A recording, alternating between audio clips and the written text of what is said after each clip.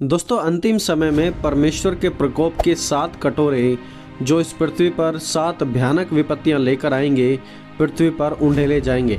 ऐसा हम प्रकाशित वाक्य 15 और 16 अध्याय में पढ़ते हैं। बाइबल के विद्वानों के बीच इन अंतिम समय में आने वाली विपत्तियों को लेकर काफ़ी कन्फ्यूजन रही है, लेकिन आज की इस वीडियो में हम बात करेंगे और देखेंगे कि ये 7 विपत्तियां क्या हैं, ये कब होंगे और हम इन विपत्तियों से कैसे बच पाएंगे। याद रखें, ये विपत्ति का समय संपूर्ण मानव इतिहास में सबसे ज़्यादा दर्दनाक समय होगा। ऐसा इंसानियत के समय में पहले कभी नहीं हुआ। एक ऐसा दृश्य है जो मनुष्य ने पहले कभी ना देखा होगा और अब हम अंत के इस समय के बिल्कुल निकट हैं। तो चलिए हम देखते हैं कि पवित्र बाइबल का इस पर क्या कहना है और हम तमाम बातों को पवित्र बाइबल से ही देखेंगे। दोस्तों, इस प्रकार लिखा है, और वे 7 स्वर्गदूत जिनके पास 7 विपत्तियां थी, मलमल के शुद्ध और चमकदार वस्त्र पहने और छाती पर सोने की पट्टियां बांधे हुए मंदिर में से निकले। तब उन 4 प्राणियों में से एक ने उन 7 स्वर्गदूतों को परमेश्वर जो युगानुयुग जीता है के प्रकोप के कटोरे दिए। यूहन्ना ने प्रकाशित वाक्य की पुस्तक में लिखा और वहां पर परमेश्वर का दर्शन देखा कि 7 प्रकोप से भरे हुए कटोरे हैं, और बताया भी कि आखिरकार वो 7 प्रकोप के कटोरे कैसे और कैसी विपत्तियां पृथ्वी पर लेकर आएंगे और उनके कारण क्या पृथ्वी पर होगा। तो आइए एक एक करके हम उनके बारे में बात करते हैं। पहली विपत्ति, दुखदाई फोड़े। लिखा है, अतः पहले स्वर्गदूत ने जाकर अपना कटोरा पृथ्वी पर उंडेल दिया। तब मनुष्य के जिन पर पशु की छाप थी और जो उसकी मूर्ति की पूजा करते थे, एक प्रकार का बुरा और दुखदाई फोड़ा निकला। आप देखेंगे कि भयानक फोड़े उन लोगों पर आ जाएंगे जो उस दुष्ट की मूर्ति को पूजते थे, और यह बहुत ही दर्दनाक और डरावना होने वाला है। उसके बाद देखेंगे कि जो सिर्फ परमेश्वर के लोग हैं वही ठीक रहेंगे, उन पर कोई भी फोड़े की विपत्ति नहीं आएगी। याद करें कि पुराने नियम में भी परमेश्वर ऐसी विपत्तियों को लेकर आए थे फिरौन और मिस्र के लोगों के समय में। जब मिस्र के लोगों ने परमेश्वर के लोगों को पीड़ा दी थी, तब परमेश्वर ने उन पर ऐसी विपत्तियां डाली थी मूसा के समय में। हमारा परमेश्वर जो आज हर एक व्यक्ति को मन फिराव का अवसर प्रेम से दे रहा है, सदा ऐसा करता ना रहेगा। यह कटोरा परमेश्वर के प्रकोप का कटोरा, जिसे पृथ्वी बर्दाश्त नहीं कर पाएगी और ना ही कोई भी पापी मनुष्य बर्दाश्त कर पाएगा, यह बहुत ही जल्दी पृथ्वी पर उंडेला जाएगा। लेकिन जो परमेश्वर के लोग हैं, उन्हें उसके द्वारा कुछ भी हानि ना होगी।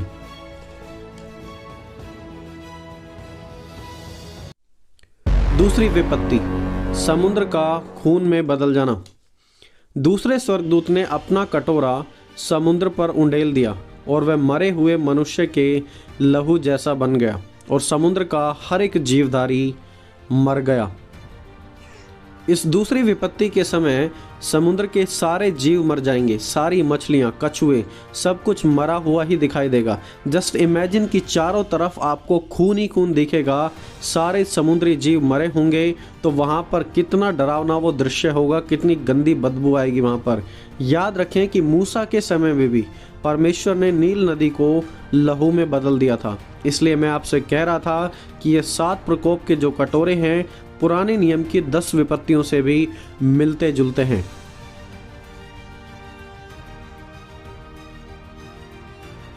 तीसरी विपत्ति, नदियों के पानी का खून बन जाना। तब तीसरे स्वर्गदूत ने अपना कटोरा नदियों और पानी के सोतों पर उंडेल दिया और वे लहू बन गए। इस विपत्ति के समय तमाम नदियां जिन पर मानव जाति निर्भर रहती है अपने पीने के पानी के लिए, वो सभी के सभी खून में बदल जाएंगी। और खून में क्यों बदल जाएंगी, इसका भी एक कारण यहाँ पर दिया गया है। 5वीं और 6ठी आयत देखिए, लिखा है, तब मैंने पानी के स्वर्गदूत को यह कहते हुए सुना, हे पवित्र जो है जो था, तू न्यायी है और तूने यह न्याय किया है, क्योंकि उन्होंने पवित्र लोगों और भविष्यवक्ताओं का लहू बहाया था और तूने उन्हें लहू पिलाया, क्योंकि वे इसी योग्य हैं। दुष्ट और दुष्टता के फॉलोवर्स ने परमेश्वर के लोगों का, परमेश्वर के सेवकों का, भविष्यवक्ताओं का व्यर्थ में लहू बहाया, उन्हें सताया, और अब उन लोगों को उनके कुकर्मों की सजा चुकानी होगी, अब क्योंकि वो परमेश्वर के प्रकोप को देखेंगे। इसलिए दोस्तों, आज जब सताव हो भी रहा है तो हमारे पास एक आशा है कि अंतिम समय में जब परमेश्वर न्याय करेंगे, जो न्यायी है, तब ये लोग जो परमेश्वर के कार्य को रोकते हैं, मसीह लोगों को सताते हैं, तब उस समय परमेश्वर के भयानक प्रकोप को देखेंगे। चौथी विपत्ति, लोगों का सूरज की गर्मी से झुलसना। चौथे स्वर्गदूत ने अपना कटोरा सूर्य पर उंडेल दिया और उसे मनुष्य को आग से झुलसा देने का अधिकार दिया गया। प्रकाशित वाक्य 16 अध्याय उसकी 8 आयत में हम पढ़ते हैं, मनुष्य बड़ी तपन से झुलस जाएंगे और परमेश्वर के नाम की, जिसे इन विपत्तियों पर अधिकार दिया गया है, उस परमेश्वर की निंदा की, पर उसकी महिमा करने के लिए किसी ने भी मन ना फिराया। स्वर्गदूत के कटोरा पलटने पर सूर्य की गर्मी बहुत ही ज़्यादा बढ़ गई, इतनी बढ़ गई कि लोग गर्मी के मारे मरने लगे। और हालांकि वो मर रहे थे, तब भी उन्होंने परमेश्वर के नाम की महिमा नहीं की, बल्कि परमेश्वर के नाम की निंदा ही की। ये वो लोग हैं जो हठीले हैं, नाश हो जाएंगे, पर अपने आप को कभी भी बदलेंगे नहीं। दोस्तों, जब सूर्य की गर्मी बढ़ेगी तो ऑब्वियसली आप जानते हैं क्या होगा, वहाँ पर अच्छी फसल नहीं उगेगी, यानी कि भूखमरी भी बढ़ जाएगी, पानी की कमी पड़ जाएगी, सूखा पड़ने के कारण अकाल जैसे हालात बन जाएंगे। और ये सब चीज़ें चौथी विपत्ति के समय होने वाला है, जब चौथा प्रकोप का कटोरा पृथ्वी पर उंडेला जाएगा। पांचवी विपत्ति, दर्द और अंधकार। लिखा है, पांचवें स्वर्गदूत ने अपना कटोरा उस पशु के सिंहासन पर उंडेल दिया और उसके राज्य पर अंधेरा छा गया। लोग पीड़ा के मारे अपनी अपनी जीभ चबाने लगे और अपनी अपनी पीड़ाओं और फोड़ों के कारण स्वर्ग के परमेश्वर की निंदा की, पर अपने कामों से मन नहीं फिराया। अब वो लोग जो शैतान को अपना खुदा मानते थे, वो देखेंगे कि शैतान की ताकत कमज़ोर है और वो चाह कर भी कुछ नहीं कर पाएंगे। शैतान के पूरे राज्य पर अंधेरा छा जाएगा और घोर अंधियारा, और उसके लोगों को सिर्फ दर्द, फोड़े और बहुत ही ज़्यादा पीड़ा मिलेगी। उन्हें कोई भी बचाने वाला नहीं मिलेगा वहाँ पर। छठी विपत्ति, फरात नदी का सूखना। लिखा है, छठवें स्वर्गदूत ने अपना कटोरा महानदी फरात पर उंडेल दिया और उसका पानी सूख गया कि पूर्व दिशाओं के राजाओं के लिए मार्ग तैयार हो। फरात नदी प्राचीन काल में बेबीलोन की सफलता का कारण थी। बेबीलोन की सिंचाई, दिनचर्या की जिंदगी, खेती, खाना, सब कुछ पूरे तरीके से फरात नदी पर ही निर्भर था। जब फरात नदी का पानी घट गया था, तब बेबीलोन के विनाश का वही कारण बना।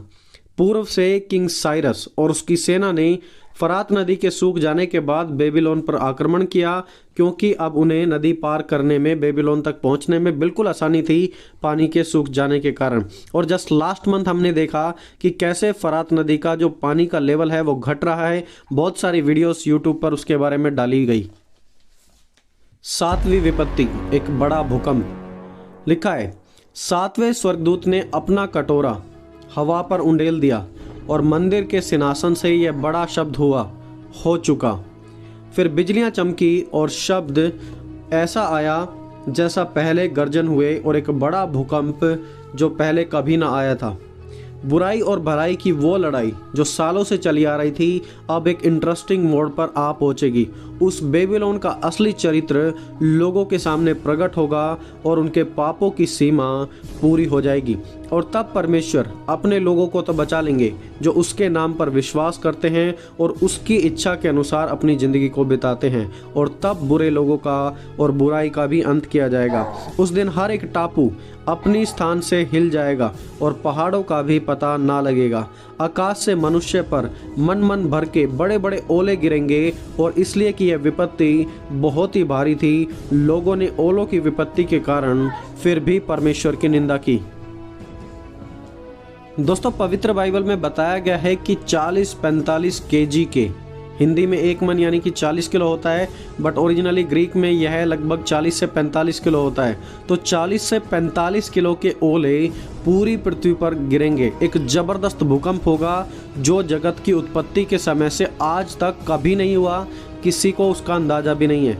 और तब देखिए पूरी इंसानियत की और पूरी जो पृथ्वी की हालत है वो क्या होगी, इसके बारे में हम पढ़ते हैं प्रकाशित वाक्य 6 अध्याय उसके 14 से 17 आयत में। इस प्रकार लिखा है, आकाश ऐसा सरक गया जैसे पत्र लपेटने से सरक जाता है और हर एक पहाड़ और टापू अपने स्थान से टल गया।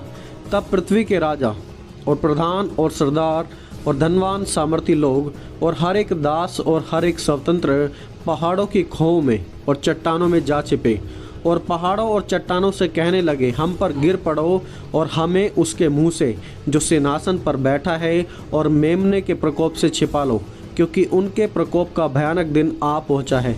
अब कौन ठहर सकता है। तो दोस्तों वहाँ पर लिखा है कि इतना भयानक प्रकोप आने वाला है कि लोग पहाड़ों से कहेंगे, चट्टानों से कहेंगे कि हमें छिपा ले। किससे छिपा ले? जो सिंहासन पर बैठा है उस मेमने के प्रकोप से छिपा लो, क्योंकि उनके प्रकोप का भयानक दिन आ पहुँचा है और अब कौन उसके सामने ठहर सकता है। तो दोस्तों पवित्र बाइबल का कहना है ये बड़े ही भयानक विपत्ति के दिन होने वाले हैं, जिसके लिए आज हमें तैयार रहना है। दोस्तों आगे की वीडियो में आप ध्यान से देखिए कि आप कैसे परमेश्वर के इस प्रकोप से बच सकते हैं। याद रखें प्रकाशित वाक्य 14 अध्याय में हम अंतिम चेतावनी के बारे में पढ़ते हैं जो हमें दी गई थी 3 स्वर्गदूतों के द्वारा, जिसमें बताया गया है कि परमेश्वर के न्याय का दिन आ रहा है। प्रकाशित वाक्य 15 अध्याय उसकी दूसरी आयत में लिखा है, और मैंने आग से मिले हुए कांच के जैसा एक समुद्र देखा, और जो लोग उस पशु पर और उसकी मूर्ति पर और उसके नाम के अंक पर जयवंत हुए थे, उन्हें कांच के समुद्र के निकट परमेश्वर की वीणाओं को लिए हुए खड़े देखा। दोस्तों वो लोग जो परमेश्वर के नाम पर विश्वास करते हैं, सिर्फ उसी की आराधना करते हैं और उसी के अनुसार ज़िंदगी जीते हैं और शैतान के सामने कभी नहीं झुकेंगे, यानी कि अपनी मौत भी एक्सेप्ट कर लेंगे लेकिन शैतान के सामने कभी नहीं झुकेंगे, उन पर यह विपत्ति और ये क्रोध उनके लिए कुछ भी नहीं कर पाएगा, क्योंकि परमेश्वर अपने लोगों की वहाँ पर रक्षा करेंगे और अपने लोगों के बचाव के लिए वहाँ पर खड़े हुए होंगे। दोस्तों यदि आज आपकी भी ज़िंदगी मसीह में कमज़ोर है तो आपका बचना मुश्किल है, इसलिए आज भी आपके पास समय है कि आप परमेश्वर में मजबूती से आएँ, पूरे तरीके से विश्वास में आएं और यीशु को अपने जीवन का प्रभु मानकर मन फिराव करके अपने पापों की क्षमा मांगकर परमेश्वर के सामने अपने आप को पवित्र करके प्रकट करें। तभी आप और मैं उस भयानक समय से बच पाएंगे। दोस्तों परमेश्वर हमारी मदद करे और हमारी आत्माओं को तैयार करे।